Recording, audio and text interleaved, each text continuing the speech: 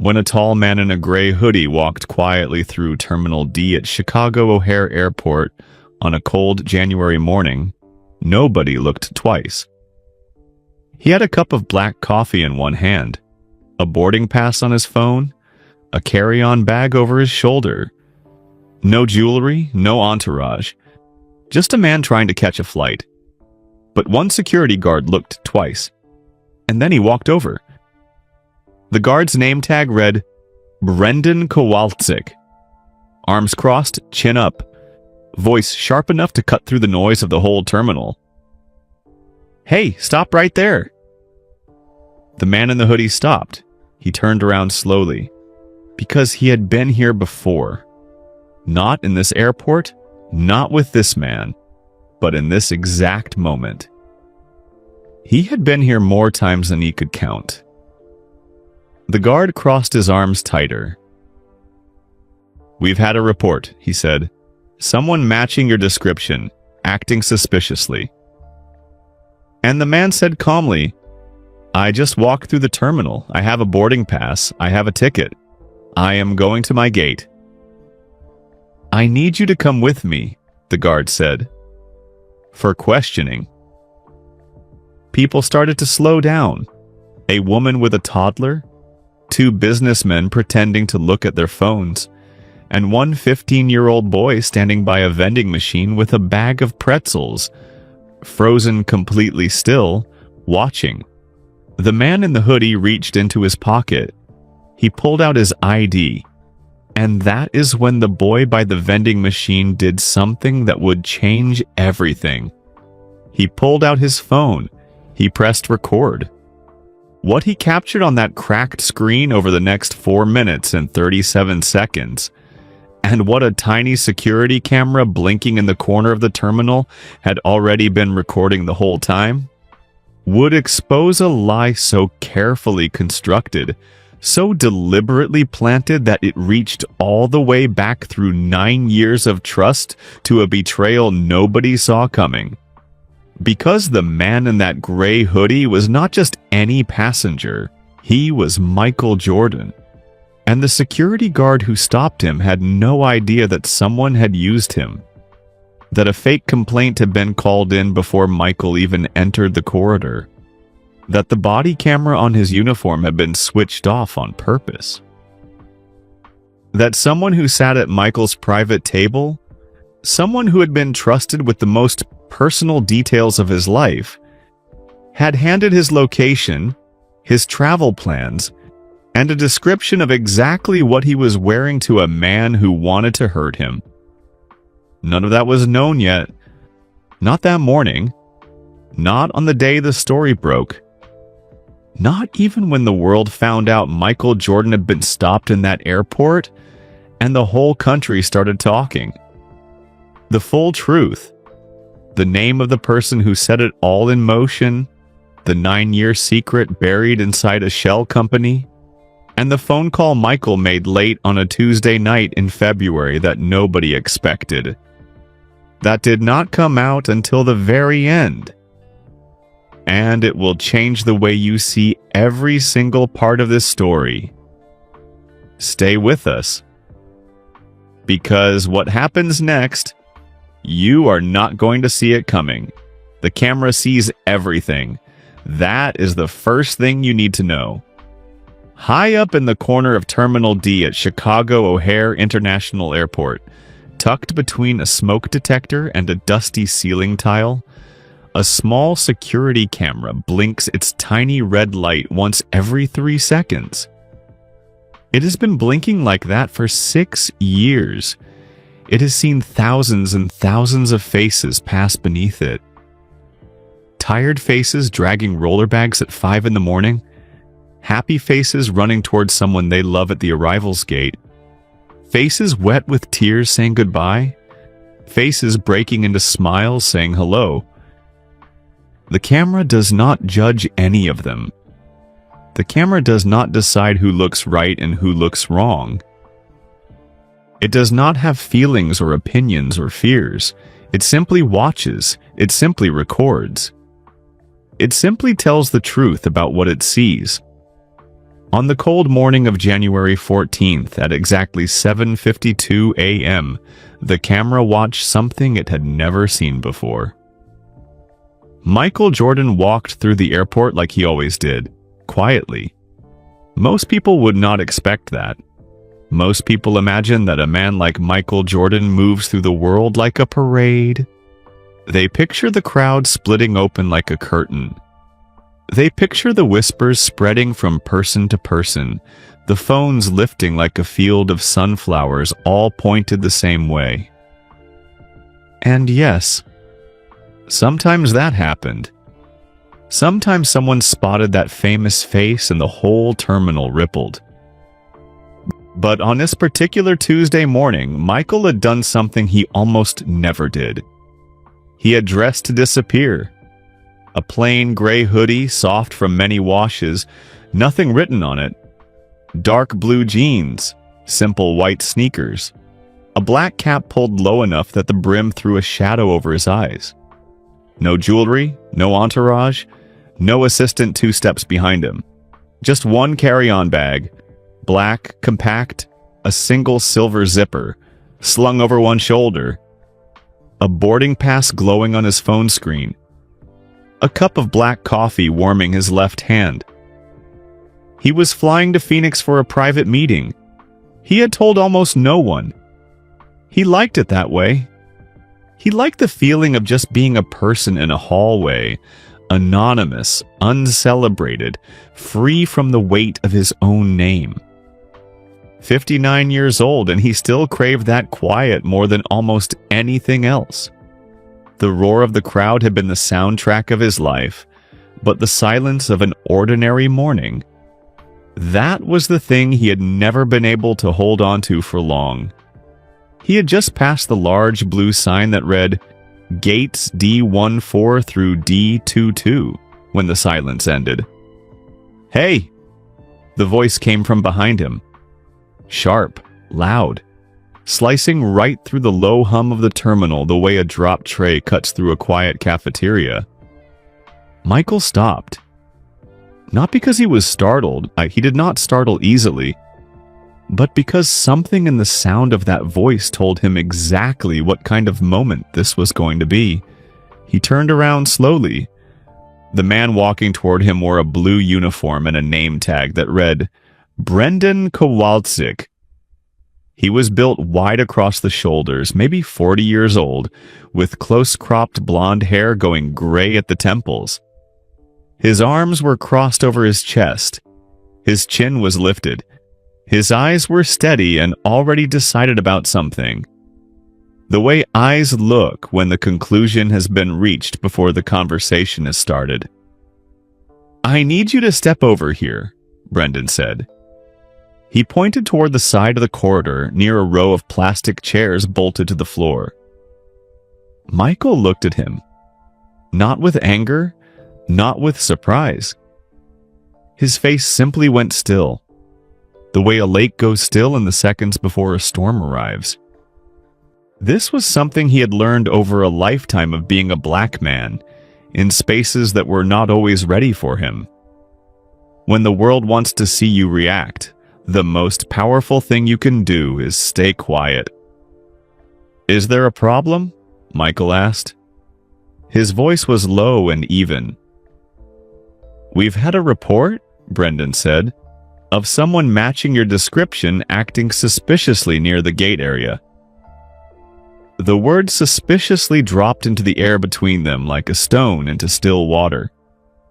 Michael let it sit there for a moment. "Acting suspiciously," he said. "Doing what, exactly?" Brendan shifted his weight from one foot to the other. "Loitering, watching other passengers, making people uncomfortable." Michael Jordan looked at him for a long, quiet beat. He thought about what it meant to be a black man in a hoodie in an airport with a hat pulled low. He had stood in this exact moment before. Not in this building, not with this man, but in this moment. So many times across so many decades that he had long since stopped being shocked by it. And the fact that he had stopped being shocked, that he had come to expect it, that his body had learned to brace for it the way you brace for a cold wind, was maybe the heaviest thing of all. "I just walked through this terminal," Michael said, steady as ever. "I have a boarding pass. I have a ticket. I am going to gate D19. "I'm going to need to see some ID," Brendan said. "And I need you to come with me to the security office." People were watching now. Not a crowd. Just the slow gathering that happens when something still and tense appears in the middle of an ordinary moving place. A woman with a toddler on her hip had stopped walking.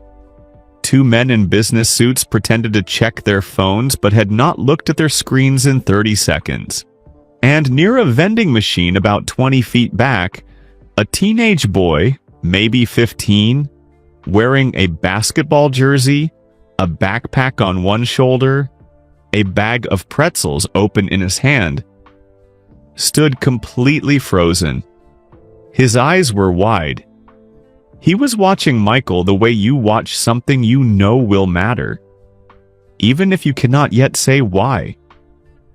And Michael Jordan, one of the most recognized human beings alive, a man whose name had been spoken with reverence on every continent, a man who had held the whole world's attention in the palms of his hands more times than anyone could count, reached into his jacket pocket and pulled out his ID.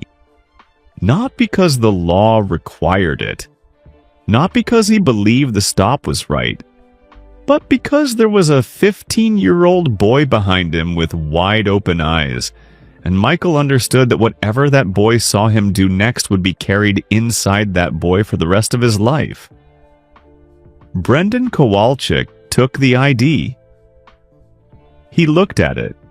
He looked up at Michael's face. He looked back down at the ID. Something moved across his expression, something too quick to name, and then it was gone.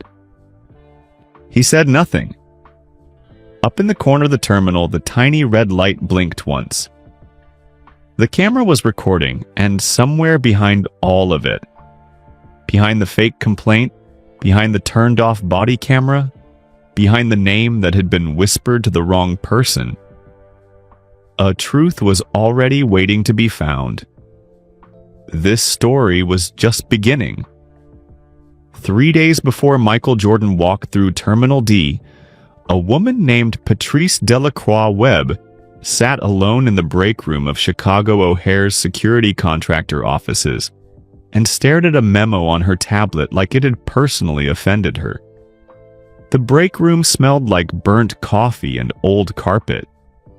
The fluorescent light above the sink had been flickering for 11 days. She had put in the maintenance request twice. The light was still flickering. This was the kind of thing that told you everything about how an organization truly worked. Not the mission statements on laminated cards in the hallway, but the small things nobody fixed. She put down her coffee and read the memo again. It had been sent by her supervisor, Vincent Holt, who worked from Atlanta headquarters and visited Chicago twice a year, always near contract renewal. The memo was titled Holiday Season Profiling Reduction Initiative. 10 paragraphs said, Safeguard Transit Security was committed to fair, non-discriminatory practices. Any officer found engaging in racial profiling would face immediate review. The 11th paragraph noted that a recent incident at their Dallas-Fort Worth location had drawn social media attention and caused a 7% drop in company stock.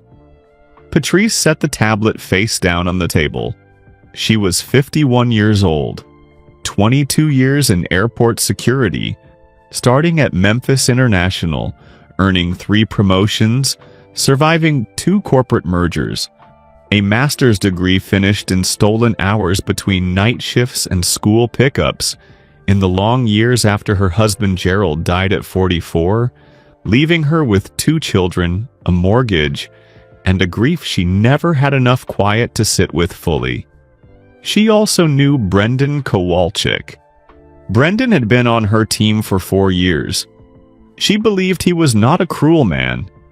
He showed up on time, was patient with confused travelers, and once spent 20 minutes walking an older woman to her gate, well outside his zone without being asked. But she had noticed other things. The slight shift in his posture when certain passengers came through. The way his voice dropped and hardened, asking for ID from a black man, a brown man, a man in a kufi. She had spoken to him about it twice. Both times he said he was following instinct. Both times she filed it in the part of her mind she kept for things that were not finished yet. That morning, before the shift started, she had pulled him into the hallway. No stops without cause. No cause means no stop. If you cannot describe one specific, observable thing you personally witnessed, not a gut feeling, one actual thing, you do not make the stop. Clear? He met her eyes steadily. Crystal clear, he said. 3 hours later, her radio crackled. Patrice, this is Officer Kowalczyk at the D Gate corridor. I've got a situation. She pressed the button. What kind? Detained a passenger for questioning. Possible surveillance behavior near D16 to D20. Acting suspicious. She did not run. She never ran in a terminal because panic spreads. But she walked fast, with the stride of someone who is not surprised and finds no comfort in that. Not panic. Recognition. The weight of watching something you tried to prevent happen anyway. She turned into the D corridor and stopped. Brendan stood beside the plastic chairs, arms crossed, chin up, face set in the expression she recognized. The one that said his mind had landed somewhere before his feet did. Beside him, completely still, holding a cup of black coffee, wearing a gray hoodie and a black cap pulled low, was a man whose face the entire world knew. Patrice did not see the famous face first. She saw the expression on it. She had seen that expression before. On her father's face, on a Tennessee roadside when she was 9. When a state trooper pulled him over for driving a car the officer called a little fancy for out here. She had watched her father go perfectly still, the way water stills just before it freezes. She had not understood then what it cost him to hold himself like that. She understood now. She crossed in 10 steps and positioned herself between the two men. Officer Kowalczyk, I need a word. I'm mid-stop, Brendan said. I can see that. She turned briefly to Michael. Sir, I'm the regional manager on duty. I apologize. I'll handle things from here. Something shifted in Michael Jordan's eyes, barely a degree. The quiet recognition of one tired person by another across a distance that needed no explanation. She drew Brendan 4 steps away. Articulable cause, she said. What is it? The pause was barely 2 seconds. In that kind of moment, 2 seconds of silence is its own answer. He was moving slowly, hat pulled down, looking around. He is in an airport, Brendan, with a coffee, a valid boarding pass, and a valid ID you are holding. That is not a cause. I had a report, Brendan said. The words did not land like solid ground. They sounded like a man stepping onto ice and only just beginning to feel it flex. Patrice went still. A report, she said quietly. From who? Brendan said nothing. In that silence, in the space where an answer should have been, Patrice felt something cold settle in her chest. Not anger. Something older. The feeling of a thread already taut, already leading somewhere she could not yet see. She was going to follow it all the way. It would take 48 hours, a review of call logs, and one small camera blinking in the corner of Terminal D to reach the end. What was waiting there would be worse than she imagined. His name was Deshaun Okafor Reese, and he was 15 years old and he had a phone. More specifically, he had a cracked screen Samsung his grandmother Nora paid for every month because Deshaun's mother had not been well enough to work since the previous April. The crack happened 6 months ago when he dropped the phone running for a bus and watched it skid across wet concrete. He picked it up and kept going. The camera still worked perfectly. He filmed things, not for followers, not for clout. He filmed because his teacher, Mr. Anand Venkataraman, had said something 3 months ago that lodged in his chest like a seed. The best way to understand the world is to watch it carefully. And if you watch it carefully enough, sometimes you can show other people what they have been missing. Deshaun had taken those words more seriously than Mr. Venkataraman probably expected. He filmed the birds on the power lines outside his window, his grandmother's hands pressing dough on Sunday mornings, the steam rising from sidewalk grates in January. Ordinary things. Because Mr. Venkataraman had also said that ordinary things watched long enough almost always turned into something more. He was at the airport because Grandma Nora was flying to Atlanta. Aunt Lena was stuck in traffic on A90. So Deshaun stood by a vending machine in the D corridor, backpack on one shoulder, pretzels open in his hand, watching the airport move the way it always did. Busy, indifferent, full of strangers going somewhere. He was not looking for anything when the man in the gray hoodie walked past. But Deshaun had been trained to watch. He noticed the man before he could explain why.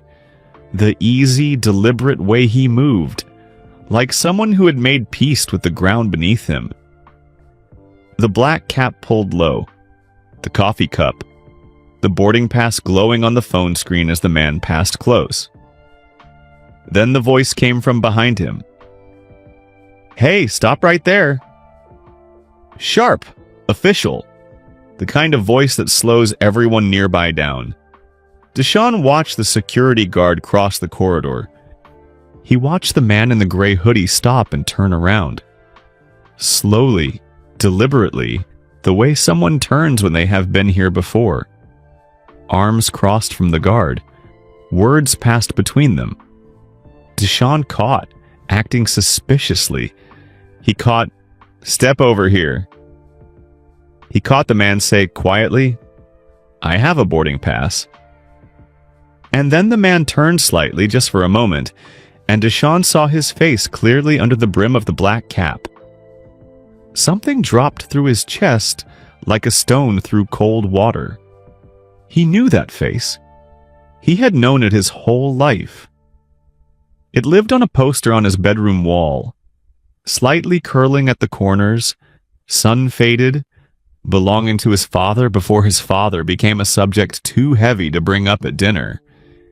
In the poster, the man was mid-air, tongue out, hand reaching toward the basket as if gravity had agreed to wait one more second. Michael Jordan. Deshaun's hands moved before the rest of him caught up. He slipped the Samsung from his jacket pocket and started filming, keeping it low at his side, tilted just enough to capture the scene without drawing attention. He was not thinking about going viral. He was thinking about a fire he recognized, because he had felt it before. The day a store guard followed him down the chip aisle for no reason. When his cousin Marcus was made to sit on a curb for 30 minutes on his way home from church, while an officer ran his name 4 times, he was watching the most famous basketball player in the world be treated like a problem to be solved. And he was watching that man hold himself so still, so dignified, so completely unbroken, that Deshaun's throat went tight and stayed that way. He filmed for 4 minutes and 37 seconds. He filmed the ID being requested.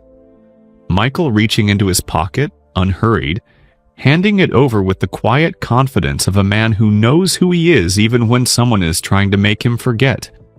He filmed Brendan studying the card. The woman arriving, stepping between them, speaking low and direct. Michael Jordan standing alone by the plastic chairs, surrounded by people walking past, carrying something enormous and invisible that no camera could fully reach. When Aunt Lena texted she was out front, Deshaun pocketed his phone and walked to the exit. He did not post the video that night. He lay in the dark and watched it back 4 times on the cracked screen. He thought about the difference between being seen and being looked at. He turned it over until he was certain those two things were not the same. Then he decided to talk to Mr. Venkataraman first thing in the morning. Because Deshaun Okafir Reese was 15 years old and his screen was cracked. And he already understood something many adults never figure out. That what you do with a true thing matters just as much as having it. 48 hours later, Patrice Delacroix-Webb sat in a small conference room with 2 printed pages on the table and a feeling in her chest like a bell still ringing after the strike. The room was small and gray and smelled like printer toner. Patrice had sat at this table dozens of times for dozens of meetings. None of those times had felt like this. She looked at the 2 pages. They were the official record of the complaint allegedly phoned in at 7:44 a.m. 8 full minutes before Michael Jordan's boarding pass would have been scanned. 8 minutes before he was even in the D corridor. The complaint logged by desk officer Randy Bliss, 23 years old, always on his second energy drink before sunrise, described a black male, approximately 6'2", in a gray hoodie and dark jeans, seen near gate D16 staring at passengers and making a female traveler uncomfortable. Priority yellow, respond when available. Officer Brendan Kowalczyk had been the closest officer when the flag processed. On the surface, a chain of ordinary events. A call comes in. It gets logged. It gets flagged. An officer responds, the system doing what systems do. But Patrice had spent 22 years watching systems. She had learned that the most dangerous thing about a system is not when it breaks down. It is when it works exactly as designed and the design itself is the problem. She picked up the first page and read the complaint again. Word by word. Slowly. She had already confirmed 2 things in the past 24 hours, and both of them had kept her awake until past 2 in the morning. The first thing, no call had come in at 7:44 a.m. She had pulled the full call log herself and gone through every entry from 6 to 8:30. A lost bag at 7:39. A medical episode near the restrooms at 7:51. A broken escalator at 8:02. No call at 7:44. No call about a suspicious man in a gray hoodie. Not anywhere in the log. The complaint had not come from a passenger. The complaint had not come from anyone who called. The second thing, Brendan's body camera had not been on during the stop. Policy required it for every detention, no exceptions. His incident report gave the reason in his own handwriting. Body cam malfunction, unable to activate. Patrice had asked their equipment technician, Graciela Montoya Park, to test it. Graciela ran every diagnostic, walked into Patrice's office, set the camera on the desk, and said quietly, "There is nothing wrong with it. Not one thing." There was no malfunction. The camera had been switched off on purpose. So Patrice sat with 2 facts that could not be explained. A complaint never called in. A body camera that was never broken. A stop with no legitimate origin. An incident report she now had strong reason to believe was deliberately false. And she had the airport's security camera footage. She had reviewed it the night before with Graciela. both of them in the dark equipment room, the overnight HVAC the only sound. 11 minutes and 40 seconds of footage. Michael Jordan walking in a straight, unhurried line. Stopping once at the coffee kiosk, paying, waiting for his cup. Checking his phone once briefly to glance at his boarding pass. Not staring at anyone. Not lingering near any gate. Not doing the single thing that matched a word of the complaint. Then she looked at the timestamp. At 7:44 a.m., the exact time of the supposed complaint, placing him near gate D16. Michael Jordan was at the coffee kiosk near the corridor entrance, not anywhere near D16. Paying for his coffee, card in hand, hat pulled low, minding his own business entirely.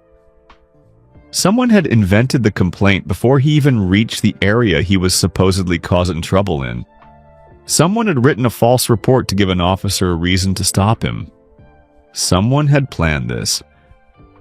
Patrice set the pages down flat on the table. She pressed both palms against the surface and let that land. She thought about Brendan. 4 years on her team. The 2 conversations she had tried to have with him about his instincts. The warning she had issued that very morning. And something else.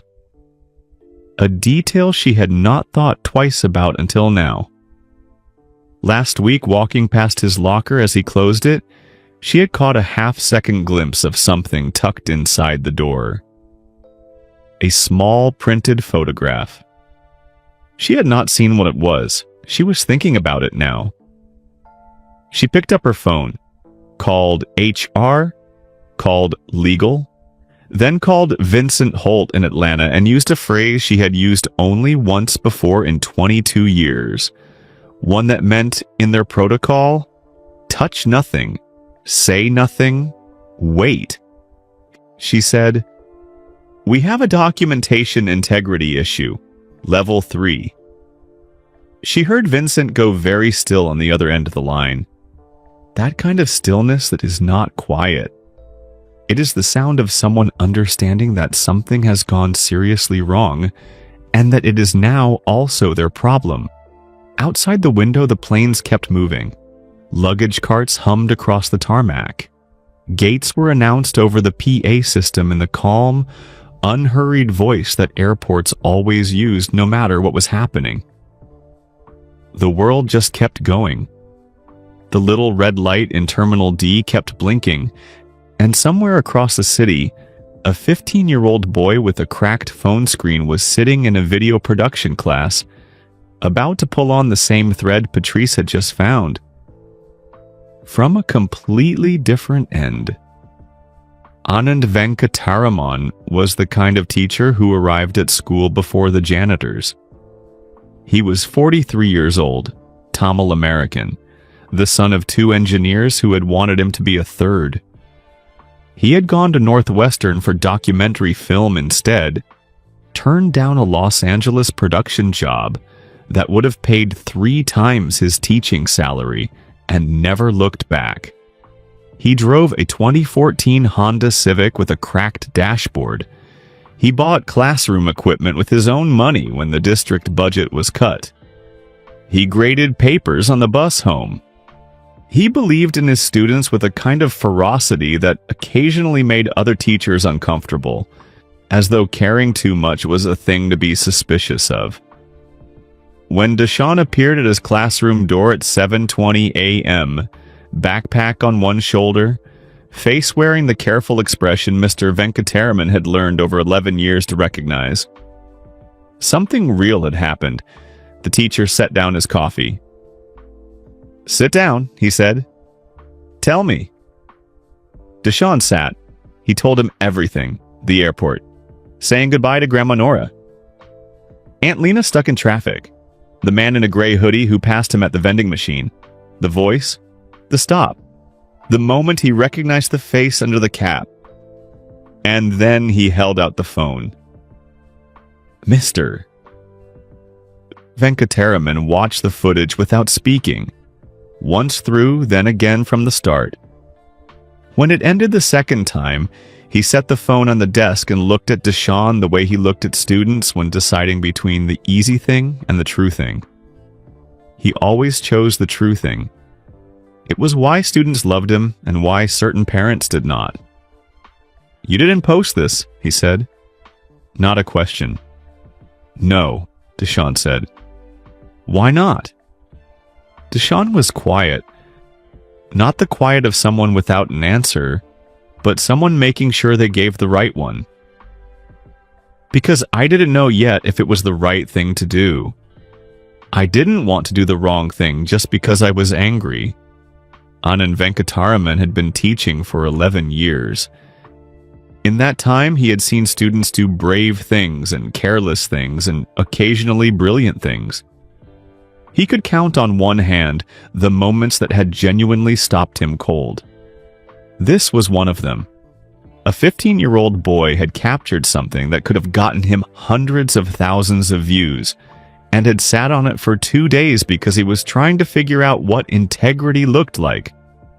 "That," Mr. Venkataraman said quietly, "is exactly the right instinct."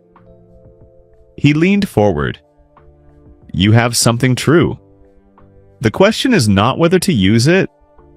It's how to use it in a way that actually changes something, instead of making noise for a week and disappearing. Do you understand the difference?" Deshawn nodded slowly. "Anyone can start a fire," Mr. Venkataraman said. "It takes something harder to build something that lasts." They talked for 20 minutes in the quiet classroom, the January light coming gray through the windows. By the end, Mr. Venkataraman had made a decision. He made 2 phone calls before first period. The first was to Sophia Esparza Quinn, an investigative reporter at the Chicago Tribune he had met at a documentary film symposium 3 years earlier. The second was to Marcus Delwyn Reed, a civil rights attorney at the ACLU of Illinois, who had spent the past year quietly building a research file on profiling practices at private airport security contractors. Both calls were short. Both people called back within the hour. He did not post the video to social media. He sent it through a secure channel to both contacts. Then he did one more thing. Something he had not told Deshawn because he was not yet certain it was right. And he had learned long ago not to make promises before he had thought them all the way through. He called Michael Jordan's publicist. Her name was Bernadette Osei Asante. She was sharp and experienced and had fielded calls from journalists, celebrities, business figures, and every variety of person with a story to tell.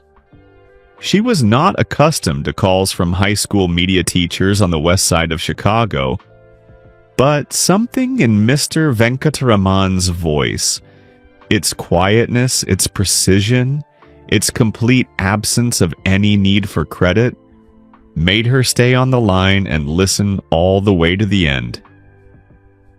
He said, "I have a student who was at O'Hare 2 days ago and recorded something your client should know about before it becomes public. I am not looking for anything. I want the person this happened to have some control over what comes next." A pause on the line. "Can you send me the footage?" Bernadette said. On a cold Thursday morning in January, a chain was set in motion, connecting a 15-year-old with a cracked phone to one of the most recognized men on Earth. The world was about to find out what the small red light in Terminal D had seen. Michael Jordan was in Phoenix when Bernadette called. The business meeting had gone well. The kind of quiet deal-making Michael did more of now than anything else. The kind that never made the news because that was the point. He was back in his hotel room, standing at the window with a bottle of water, the Sonoran Desert stretching out in front of him. Red and brown and enormous. Mountains on the horizon like something permanent. He had been staring at them for 10 minutes, thinking about nothing in particular. That required effort. Silence did not come to him naturally. He had not told anyone about what happened at O'Hare. This was not unusual. Michael Jordan had spent his entire life keeping things inside himself, and people had always gotten that backwards. They saw his confidence, the way he walked into a room and owned it, the way opponents seemed to shrink in the final seconds of close games, and assumed he was someone who poured himself outward, who needed the roar to feel whole. The truth was the opposite. He had always been more private than the world knew. The man who built an empire from his own name was real, but he was not the only Michael. The Michael standing at the window was a man who had gone to bed Tuesday night carrying a familiar weight. A feeling without a clean name, somewhere between grief and exhaustion. The feeling of being reduced, of being stopped in a corridor by a stranger with a badge and told, without a single word, that no matter what you had done or built or become, you could still be asked to prove you belonged. He had been here before. North Carolina as a young man, pulled over for driving at night. Hotel lobbies early in his NBA career, staff watching him with that particular look. At 40, at 50, at 59. The world had changed in some ways, in others not at all. And the thing that sat heaviest was not anger. He was long past easy anger, but tiredness. The bone-deep kind. The kind that comes from knowing this would happen again and having stopped being surprised. He was not angry. He was tired. When Bernadette called, he picked up on the second ring. She told him about the teacher, the boy, the footage. 4 minutes and 37 seconds on a cracked screen Samsung, recorded by a 15-year-old waiting for his aunt. Michael listened without speaking. When she finished, he was quiet for a moment.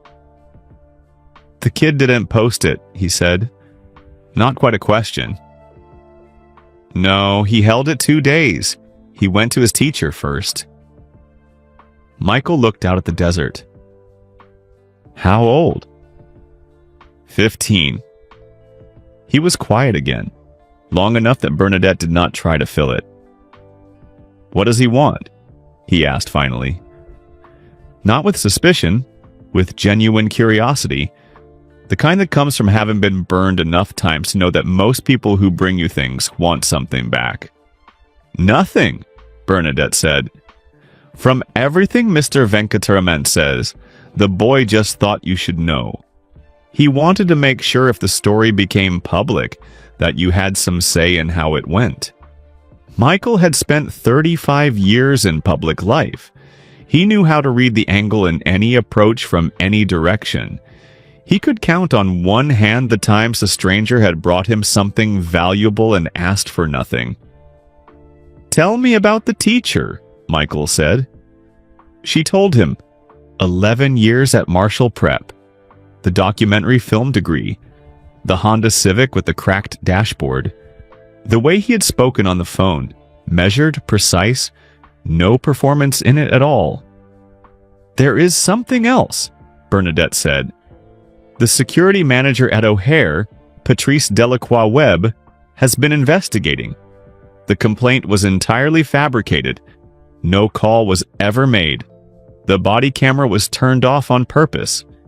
And the level of detail in the complaint, the exact description of what you were wearing, points to someone who knew your travel plans in advance." The room went very still, or Michael went very still. It was sometimes hard to tell the difference. "Someone who knew my travel plans," he said slowly. "Yes. I told 3 people about this trip." His voice was flat and even. "My assistant, my lawyer." A pause. "And one other person."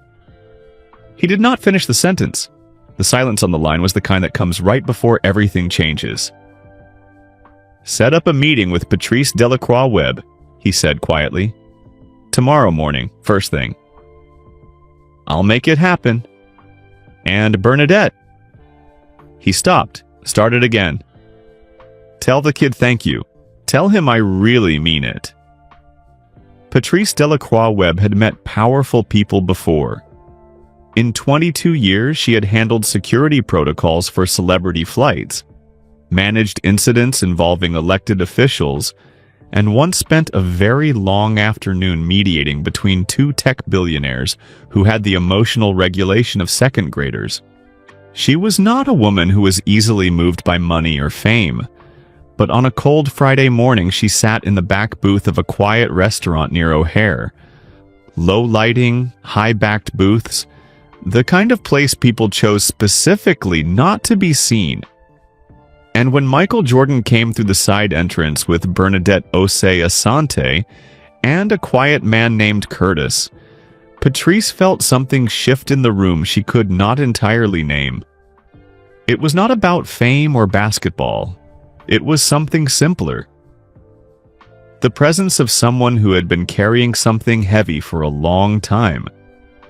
Not just since Tuesday, but for years, maybe decades, and who had chosen this morning to set it down and look at it directly. Michael shook her hand, firm, brief. He sat across from her and said nothing for a moment, just looked at her the way he seemed to look at most things, deciding whether it was worth opening up to.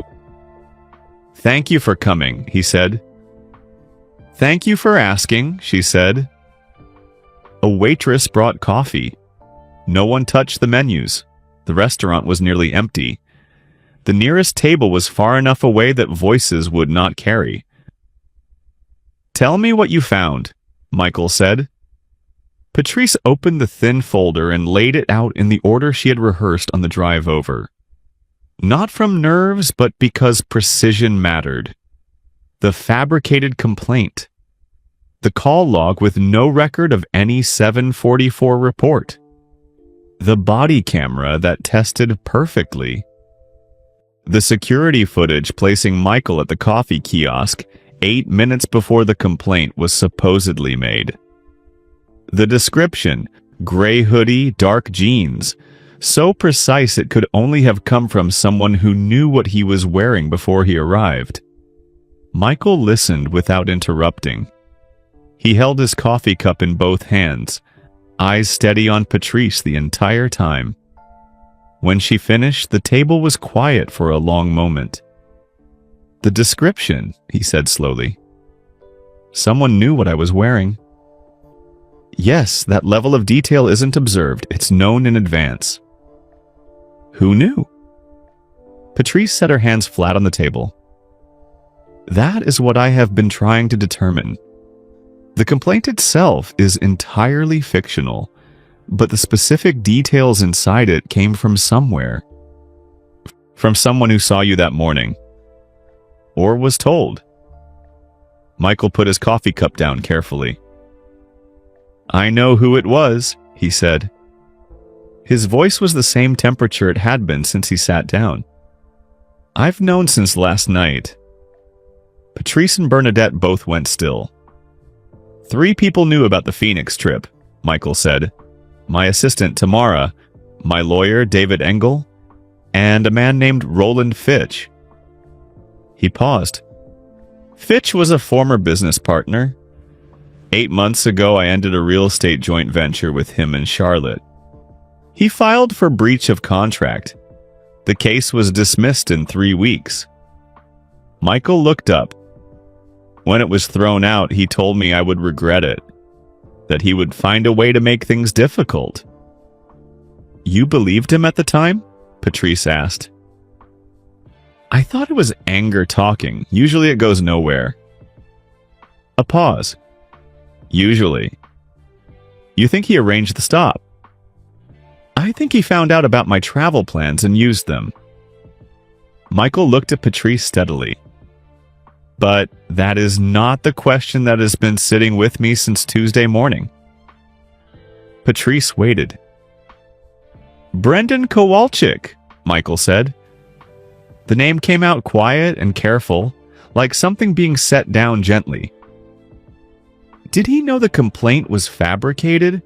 Or did he get a report, believe it, and act on something that was already inside him? Patrice took a breath. I honestly don't know. He may have received the complaint in good faith and acted on a bias that was already inside him, waiting to be confirmed. What I know is that he stopped you without cause. And whether it was Fitch pulling a string or Brendan's own bias, the result is the same thing that happens to black men in this country every day. To men with no famous face, no attorney on call, no camera in a teenager's pocket. The table was silent. Outside the window, a plane climbed slowly into the pale January sky, banking west, growing smaller. Yes, Michael said. It does. He turned back. Something in his eyes had shifted. The measuring quality gone, replaced by something older. I want to do something about it, he said. Not for me, for them. The ones it happens to, and nobody finds out. He did not explain who them was. He did not need to.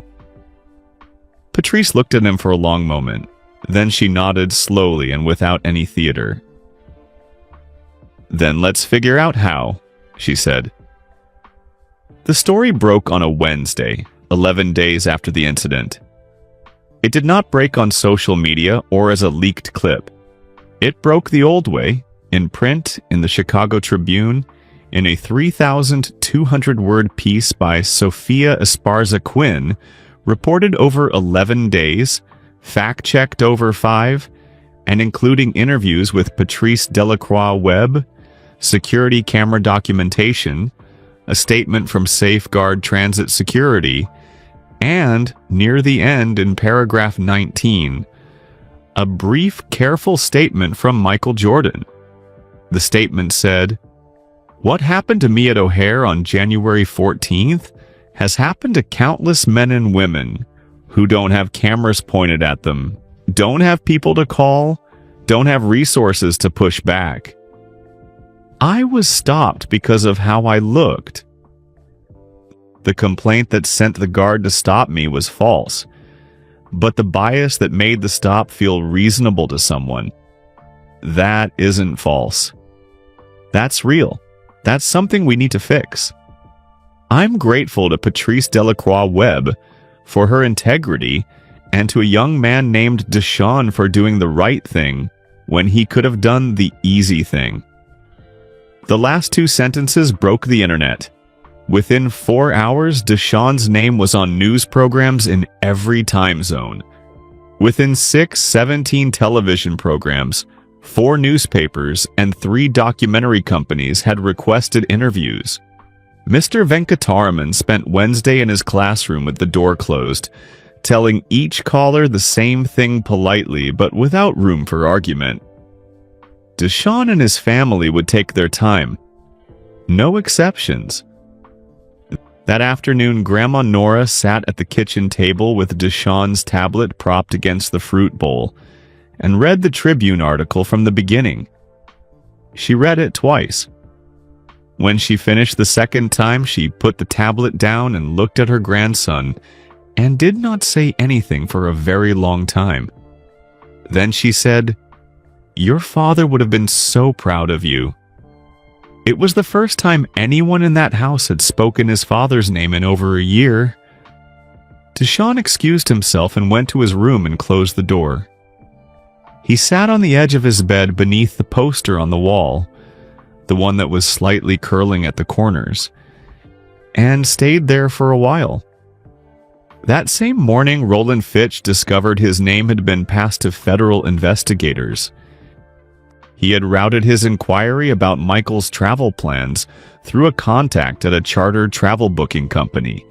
Digital records investigators explained to him, "Do not forget, Brendan Kowalczyk was placed on administrative leave."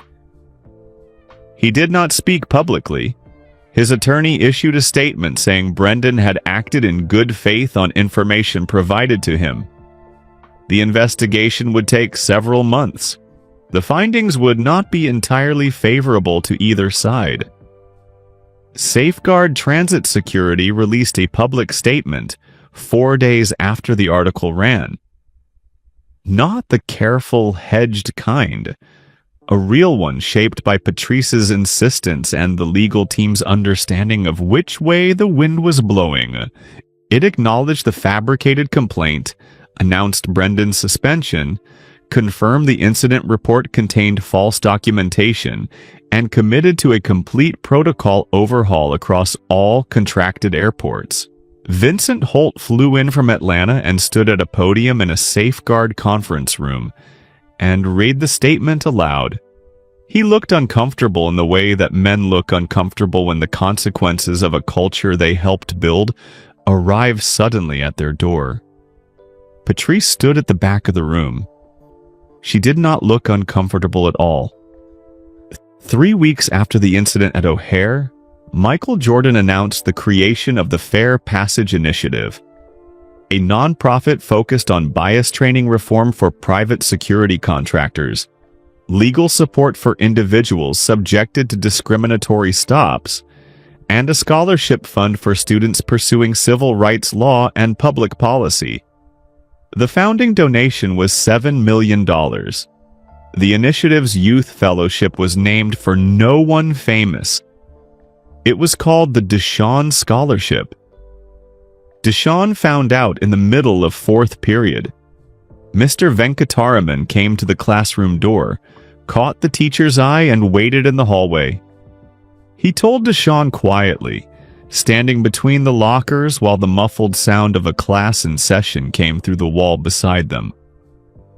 Deshawn leaned back against the locker and closed his eyes. Mr. Venkataraman stood beside him and said nothing, because he understood that some moments do not need words. They just need someone willing to stay in them. After a while, Deshawn opened his eyes. "He didn't have to do that," he said. "No," Mr. Venkataraman said. "He didn't." Deshawn was quiet again for a moment. "Mr. V," he said, "do you think things actually change? Not just for a few weeks, actually change." Mr. Venkataraman considered it the way he considered everything Deshawn asked, as something that deserved a real answer. "I think things change when people decide to stay in the room," he said. "Not just when cameras are on and the story is big. In the committee meetings, the policy reviews, the hiring decisions, the places where nobody is watching, that's where it actually happens." Deshawn nodded slowly. He thought about the small red light blinking in the corner of Terminal D. "Or sometimes a camera is watching," he said quietly. "And it matters anyway." Mr. Venkataraman smiled. "Or sometimes exactly that." This chapter is about the man everyone had forgotten to ask about. Not forgotten exactly. His name had been in the news for 2 weeks. His actions had been picked apart in opinion pieces and television panels. People had turned him into a symbol of bias, of a broken system, of the way ordinary cruelty wears a uniform and believes it is doing its job. But no one had asked how he got there. Brendan Kowalczyk was the son of a Polish-American union worker named Tadek, who had spent 30 years at a manufacturing plant in Gary, Indiana. Tadek believed the world was divided into 2 kinds of people: those who took things and those who got taken from. It was not a generous way to see the world, but Tadek had been poor his whole life, and poverty builds walls and fear tends them. Brendan had grown up inside those walls without ever knowing they were walls at all. He had not been a cruel man. The people who knew him best would tell you that plainly. His sister Lena, his neighbor George, the 4 guys he watched Bears games with on Sundays in George's garage. He showed up. That was the thing about Brendan. He showed up when you needed someone to help move furniture. He remembered your kids' birthdays. He brought coffee to the overnight shift without being asked and without ever making it a story. But somewhere along the way, in the home he grew up in the stories he had been told, in the fears handed to him so gradually he never noticed the handing, he had been given a picture of the world that said certain people were to be watched.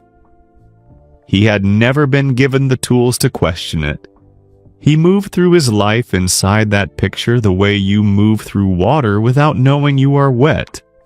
He received the complaint and went to find the man it described. He found a tall black man in a gray hoodie moving slowly through a terminal with his hat pulled low. And every alarm quietly installed in him over 40 years went off at once. He believed the complaint because it confirmed what he had already wordlessly expected to see. He had been wrong. In the weeks after his suspension, Brendan Kowalczyk did something that surprised him. He did not call his attorney first. He called his sister. They talked for 3 hours. He sat on the edge of his bed and spoke the way a person speaks when they have nothing left to protect. He cried for the first time since his father's funeral. He did not claim victimhood or make excuses. He said in a dozen different ways that he was trying to understand how he had become someone who stopped a man for walking. Lena listened. She told him the truth. She did not let him off easily. She loved him too much for that. Weeks later, he wrote a letter to Michael Jordan. Michael's team received hundreds of letters after the story broke. Bernadette read many of them. She read Brendan's twice. Then she called Patrice. "Have you seen it?" she said. "Yes," Patrice said. "What do you think?" A pause. "I think it's real. I think he means every word." "Should Michael see it?" Patrice was quiet for a moment. "That's his choice, but yes, I think he should." Michael read the letter on a Sunday morning. He read it twice, set it on the table, and sat with it in silence for a long time. The way you sit with something you did not expect to feel. He did not respond right away.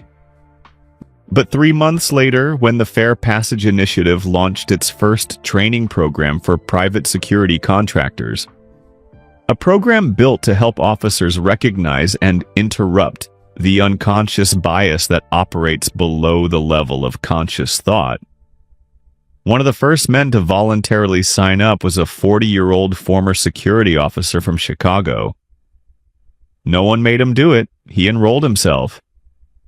His name was Brendan Kowalczyk, and he sat in the front row. There is one last thing to tell. Through all of it, the investigation, the Tribune article, the scholarship, the nonprofit launch, there was a thread no one had pulled all the way to its end. A thread Patrice Delacroix Webb had noticed on the first day and kept to herself because she needed to be certain before she said a word to anyone. She had mentioned it to Michael at their first meeting, carefully and sideways. Someone who knew your travel plans. Michael had named Roland Fitch. Fitch was being investigated. That part of the story had its own chapter and its own consequences, and they were coming. But Patrice had kept thinking about something that did not add up. Roland Fitch had needed to know which flight, which terminal, what Michael was wearing. Fitch had not been at O'Hare in over 2 years. He traveled by private charter. He could not have known what Michael wore that morning unless someone with access to Michael's private world had told him. Someone very close to Michael. Michael had said 3 people knew about Phoenix: his assistant Tamara, his lawyer David Engel, and Roland Fitch. But Michael had called Fitch months earlier, when the Charlotte venture collapsed. Not recently. Fitch had never been told about Phoenix directly. Someone else had given him the information. For 11 days, quietly and without telling anyone outside the process, Patrice had been pulling on that thread. She brought in a digital forensics consultant named Priya Khurana. Precise, thorough, the kind of person who makes other investigators look casual.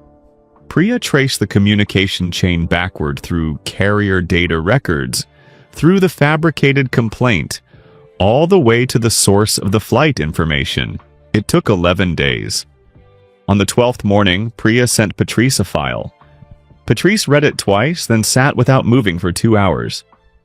She did not call Bernadette. She did not call legal.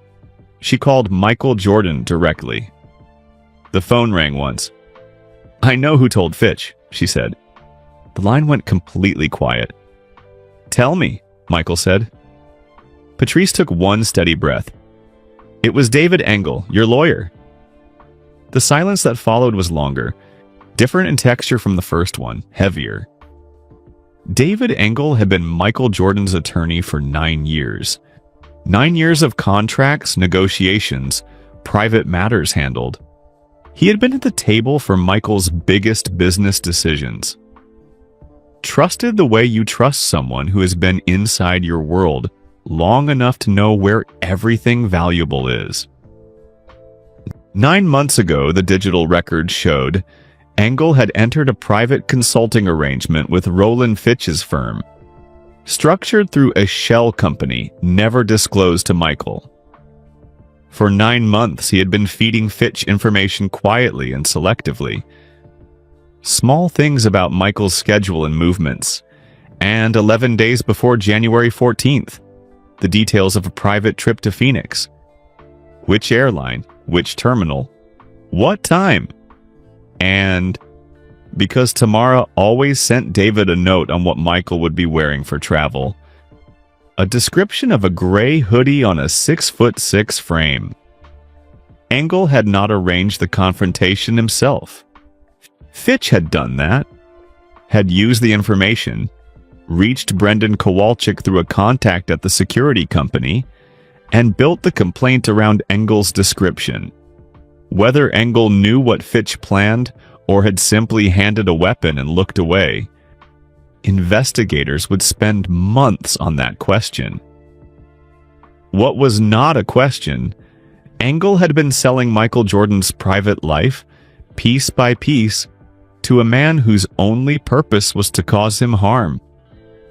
When Patrice finished, Michael was silent for a long time. When he spoke, his voice was flat and steady, but underneath it was something she recognized, not anger. The sound of a door closing. Carefully. Permanently. "How did you find it?" he asked. "Carefully," she said. "Thank you." "I'm sorry," she said. She meant it the way you mean sorry when you are not the one who caused the harm, but you understand exactly how much the harm cost. David Engel's legal license was suspended pending investigation. His statement, one paragraph, the word regret 4 times, explained nothing. Roland Fitch reached a civil settlement. The terms were sealed. His attorney, in a strategically placed conversation with a journalist, called the figure significant. On a Tuesday evening in late February, Michael Jordan sat alone in a chair by a window in Charlotte, in the dark. He thought about 9 years, about every room he had let David Engel into. Betrayal is never really about money. Money is just the shape it takes. The real cost is what it does to the part of you that still wanted to believe the people you trusted are who they said they were. He sat there for a long time. Then he picked up his phone and called a number Bernadette had given him 3 weeks ago, one he had looked at several times and not yet used. It rang twice. "Hello." A young voice. Careful, unsure. "Is this Deshawn?" Michael said. A pause. "Yes," Deshawn said, very quietly. "This is Michael Jordan. I've been meaning to call you." "Okay," Deshawn managed. "I wanted to say thank you," Michael said. "Not in a statement, person to person. What you did at that airport, holding steady, going to your teacher before anywhere else. That took something real. I'm not sure you fully understand what it took. But I do." Deshaun did not answer. He was standing in the kitchen. His grandmother was at the table with her book. She had looked up the moment he answered, read his face the way she always could, and quietly set her book down. "You still there?" Michael asked. "Yeah," Deshaun said. "I'm here." "Good." Something in his voice loosened just slightly. "I need people like you to stay in the room. The hard rooms? The ones where nothing is happening yet, but everything is about to. Can you do that?" Deshaun looked at his grandmother. She gave him the look she had given him his whole life. "Stand up straight, tell the truth, do not shrink." He took a breath. "Yes," Deshaun said. "I can do that."